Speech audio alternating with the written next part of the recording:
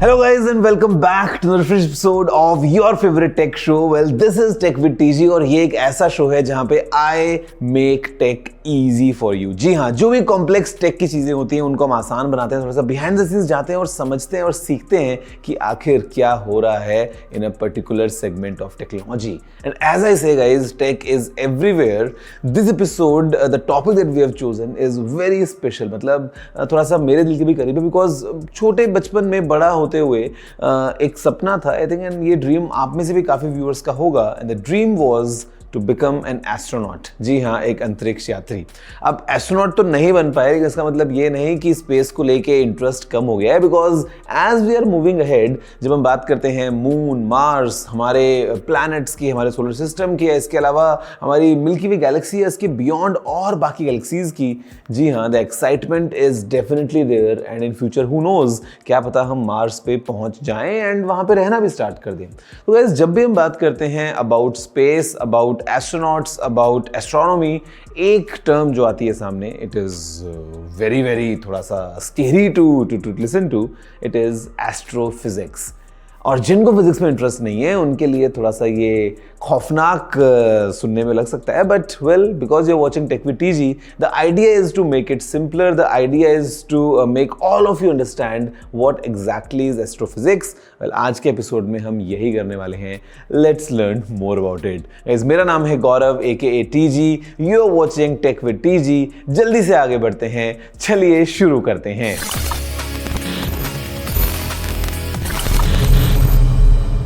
शुरुआत में सबसे पहले एक बार समझ लेते हैं what exactly is astrophysics. See, astrophysics वो फील्ड है जहां पे हम स्टडी कर रहे हैं हमारे स्पेस की. बेसिकली आप कह सकते हैं कि it is astronomy combined with physics and chemistry. अब देखिए, हम बात करते हैं अगर हमारी अर्थ की, हमारे अर्थ के एटमॉस्फेयर की, हमारे मून की या बाकी प्लैनेट्स की, लेकिन स्पेस इज इनफाइनाइट. मतलब इसका कोई स्टार्टिंग या एंडिंग पॉइंट है ही नहीं. तो एस्ट्रोफिजिक्स काफ़ी एक यूनिक फील्ड बन जाता है जहाँ पे for us a star would just be a normal star. But अगर आप पूछें किसी एस्ट्रोफिजिस्ट से कि दूर पता नहीं कितने लाइट ईयर्स दूर अगर कोई स्टार है, और अगर ये साइंटिस्ट एक स्मार्ट साइंटिस्ट हैं, तो वो आपको बता पाएंगे कि ये जो स्टार है इसका कॉम्पोजिशन क्या है, या ये क्या टेम्परेचर पे है, या मतलब ऑल दैट. तो मतलब it is not just to study about the position of stars. यहाँ पे we go really in detail and अलग अलग कॉन्सेप्ट्स को हम काम में लेते हैं. You talk about the theory of general relativity, you talk about electromagnetism, you talk about gravitational forces, you talk about physics, chemistry. मतलब बहुत सारी साइंस इन्वॉल्व है in this field of astrophysics. Guys, ये जो पूरी साइंस है, the history goes long back from the time of Newton, from the time of Galileo. अब आज लेकिन हम हिस्ट्री की बात नहीं करेंगे. Today the idea is to talk more about in the current scope, and अभी के लिए पता लगाते हैं what exactly it takes to become an astrophysicist. Becoming an astrophysicist is no mean feat. ये एक काफी rigorous career path है. There's a reason why the world famous comeback line says it's not rocket science. Astrophysics sits at the intersection of astronomy, जो है the study of celestial objects, and physics in itself, जो है the study of matter, energy, space, and time. This means becoming an astrophysicist involves having a bent for physics and maths. Foundational years में इन दोनों fields में एक strong foundation banana is non-negotiable. This includes mastery of advanced concepts like differential and integral calculus, differential equations and linear algebra.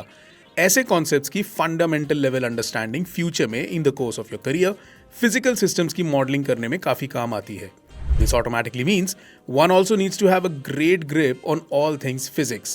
A love for solving classical physics problems using concepts of classical mechanics, electromagnetics, thermodynamics, the whole bunch. Once you're ready for an undergraduate degree, you will either have to major in physics while taking astronomy or astrophysics as electives. In fact, some notable names in the field have even transitioned from traditional aerospace engineering backgrounds to get to work on space missions, जो कि एक काफ़ी astronaut Rockstar तरीका भी लगता है सुनने में. बट उनको भी फिजिक्स का सिग्निफिकेंट कोर्स वर्क करना ही पड़ता है. This means core physics, advanced mathematics, specifics in astronomy या astrophysics, and then computer and computational skills on top. Many students fast track this process by reaching out and working on research projects with professors. ये mentorship या for that matter interning at agencies or institutes in the field काफी critical prove करती है in this career path. In premier space agencies like ISRO, NASA, the European Space Agency or even Roscosmos, कुछ higher positions के लिए there are postgraduate requirements as well.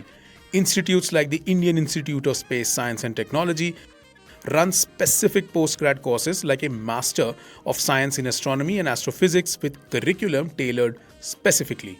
Similarly, institutes like IIA in Bangalore, Caltech and Harvard in the States, Cambridge in the UK, and the Max Planck Institute of Astrophysics in Germany offer PhD programs for astrophysics.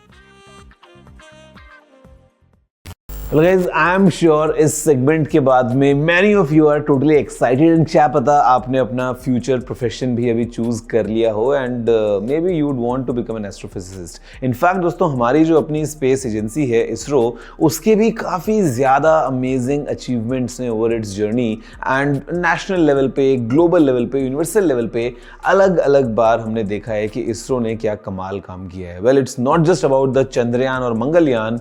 Projects बहुत ज़्यादा बड़े हैं. Let's learn more about the achievements of our own ISRO and some of its future pilot projects. The story of ISRO, as we lovingly call it today, actually starts in 1962 when the Indian National Committee for Space Research, INCOSPAR, was formed by the Department of Atomic Energy, DAE. Key contributing figure, Dr. Vikram Sarabhai. 21st November 1963 was the next major milestone when ISRO launched their first sounding rocket. In 1967, Ahmedabad में पहला experimental satellite communication earth station ESCES operational हुआ. It also served as a training center for Indian as well as international scientists and engineers. As envisioned by Dr. Vikram Sarabhai, ISRO 15 August 1969 को बना था और उसने INCOSPAR को supersede किया, taking on a bigger role to harness space technology. फिर 1972 में DOS department of space establish हुआ और इसरो को DOS के अंडर ले आया गया. On 1st August 1975, satellite instructional television experiment SITE शुरू हुआ, bringing 2400 black and white community TV sets to villages across 6 states. Urban India के टीवी देखने से पहले ही इसरो ने नासा के साथ मिलकर इसे डिजाइन किया ताकि सैटेलाइट टेक्नोलॉजी का पोटेंशियल एक डेवलपिंग नेशन के मास कम्युनिकेशन टूल के रूप में दिखाया जा सके. आर्यभट्ट स्पेसक्राफ्ट, जो फेमस इंडियन एस्ट्रोनॉमर के नाम पर रखा गया था, इंडिया का पहला सैटेलाइट था. ये पूरा डिजाइन और फैब्रिकेट हुआ इंडिया में ही और 19 अप्रैल 1975 को सोवियत कॉस्मोस 3M रॉकेट से कपुस्तिन यार से लॉन्च किया गया. इंडिया का पहला experimental remote sensing satellite Bhaskar 1 was launched by the Indian Space Research Organization on 7th of June 1979. इस सैटेलाइट का मिशन था अर्थ ऑब्जर्वेशन और रिमोट सेंसिंग डेटा कलेक्ट करना, जो एग्रीकल्चर, फॉरेस्ट्री और हाइड्रोलॉजी जैसे एरियाज में काफी यूजफुल रहा. ISRO spent the next couple of years working on multiple projects like the SLV-3, like the Rohini Satellite 1 mission and Apple. The Ariane passenger payload experiment, जो था इसरो का पहला indigenous experimental communication satellite. It was launched into GTO on 19 June 1981. ये सिर्फ 2 साल में limited infrastructure और industrial shades में डिजाइन और बिल्ड किया गया था. The next huge landmark came in on April 2nd, 1984.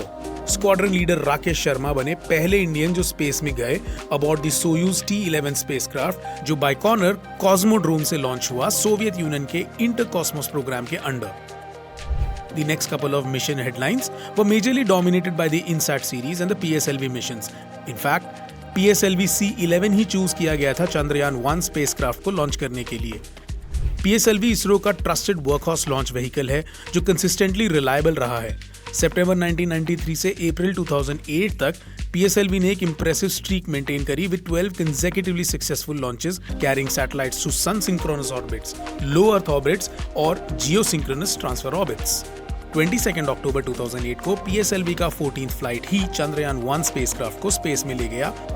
marking another milestone in India's space journey. And while ISRO kept conducting various projects strengthening India's space presence, telecommunication networks, weather systems, defense and other research projects, PSLV C-25 जो PSLV का 25th flight था ने Mars orbiter mission spacecraft को launch किया from the first launch pad at Sriharikota. This was a very challenging mission because it was very optimized to put a Mars orbiter mission spacecraft into a highly elliptical Earth orbit. इस orbit का पेरिग्री was only 250 kilometre यानी अर्थ का सबसे नजदीक point और apogee जो है अर्थ से सबसे दूर का point was 23,500 kilometres. Between many other missions, ISRO gave our nation its next collective moment of pride when GSLV Mark 3 M1 ने 22 जुलाई 2019 को Chandrayaan-2 spacecraft successfully launch किया into its planned orbit. Chandrayaan-2 भी एक highly complex mission था. It included an orbiter, a lander and a rover जो moon के unexplored South Pole को explore करने के लिए डिजाइन किया गया था. And while communications with the Vikram lander were lost, the orbiter continues to provide valuable data including high-resolution images of the moon.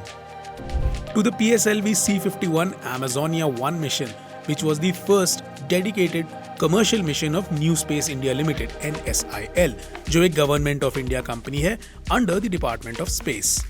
This mission carried a total of 18 co-passenger satellites, 4 from INSpace E and 14 from NSIL.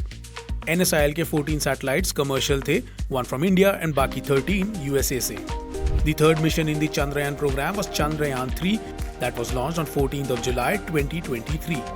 The mission successfully landed a Vikram lunar lander and Pragyan a lunar rover. 23rd August 2023 को India बना पहला country जो lunar south pole के इतने नजदीक touchdown करने में सफल रहा. लास्ट ईयर इसरो ने एक और बड़ा माइलस्टोन अचीव किया in the area of reusable launch vehicles through RLV LEXO-2 जो अपनी सीरीज का सेकेंड सच अंडरटेकिंग था. And as part of one of its latest achievements, ISRO deployed the SpadeX mission. SpadeX mission एक cost-effective technology demonstrator है जो in-space docking demonstrate करेगा using 2 small spacecrafts launched by PSLV. ये technology बहुत जरूरी है India के स्पेस एम्बिशंस के लिए, जैसे Indians on the moon, returning with samples from the moon और भारतीय अंतरिक्ष स्टेशन BAS के कंस्ट्रक्शन एंड ऑपरेशन के लिए. Guys, the story is a bit long for now. अभी हम एक छोटा सा ब्रेक लेते हैं, लेकिन ब्रेक के बाद it's very exciting segment for you because हम बात करने वाले हैं कुछ एक्साइटिंग टेक के बारे में जो हम काम में लेते हैं while we explore the space around us. See you all after this short break.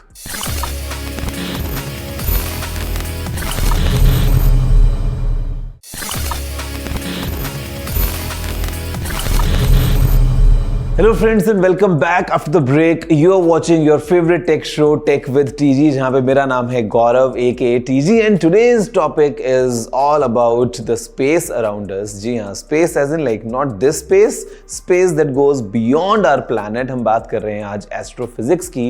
Break से पहले हमने बात किया what exactly is astrophysics, what it takes to become an astrophysicist और in fact ISRO के कुछ interesting achievements के बारे में. But you know what? Now it's time to go a level up and यहाँ पे it's time for us to explore and learn about some cutting edge pieces of tech जो वो technologies हमको enable करती हैं to do the study of space. कि कैसे हम पता लगाते हैं कि जुपिटर में क्या चल रहा है या वीनस में क्या हो रहा है. It's mind-blowing sometimes. So let's learn more about these pieces of tech that enable us to learn more about the space around us. Let's start with some of the most easy to recognize instruments that are used to study space. Telescopes.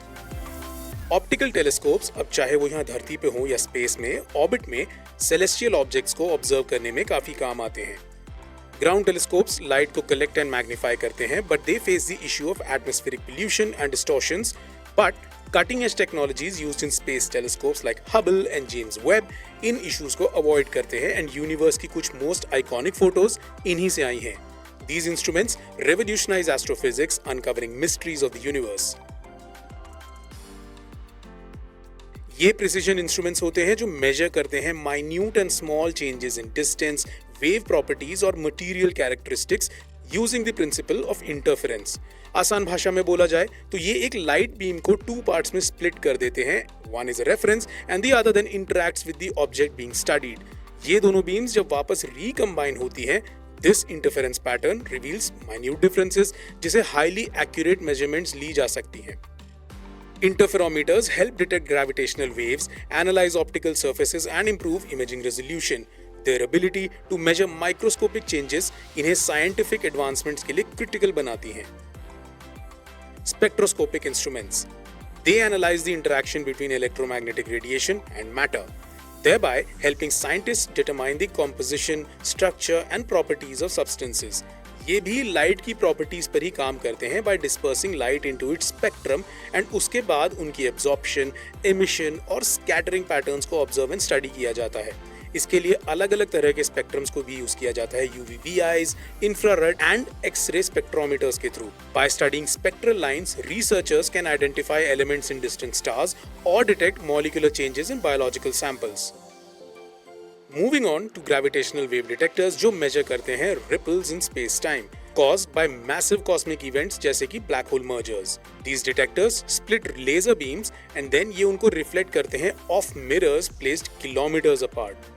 When a gravitational wave passes, वो इन दोनों mirrors के बीच के distance को ever so slightly alter करती हैं, creating measurable interference patterns. These signals help scientists study extreme astrophysical phenomena and test fundamental physics theories. Talking about processing the signals and all the data that these instruments generate, this is where high-performance computing and quantum computing are revolutionizing astrophysics. HPC enable करता है complex simulations of cosmic phenomena. इसकी मदद से vast data sets analyze हो सकते हैं easily जो telescopes and detectors से मिलते हैं. Quantum computing, black hole modeling and dark matter research की calculations को भी accelerate करती है. Machine learning, astronomical data, exoplanets के identification, नई galaxies की mapping और gravitational waves के detection में help करती हैं. These technologies enhance precision, speed and efficiency in astrophysical studies, pushing the boundaries of space exploration. This segues nicely into last but not the least, artificial intelligence. AI की मदद से astrophysics कहाँ तक develop हो सकता है और कितनी बड़ी छलांग मार सकता है, ये अभी भी एक्सप्लोर ही किया जा रहा है. AI-powered algorithms process telescopic images, detect exoplanets and classify galaxies with remarkable accuracy. AI cosmic phenomena को सिमुलेट करने में मदद करता है. Black holes, dark matter and universe के एक्सपेंशन जैसे कॉन्सेप्ट्स को समझने में मदद करता है and by automating complex calculations and improving the accuracy of predictions, AI accelerates discoveries and refines astrophysical theories.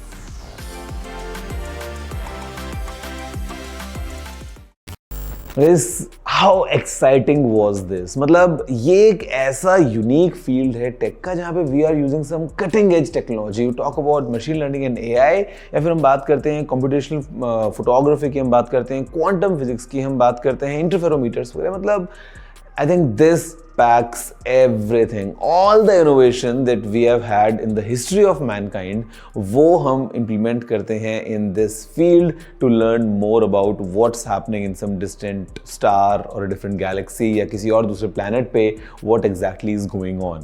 Well, life is quite exciting and so is tech, और आगे चल के who knows, we all might travel to Mars someday.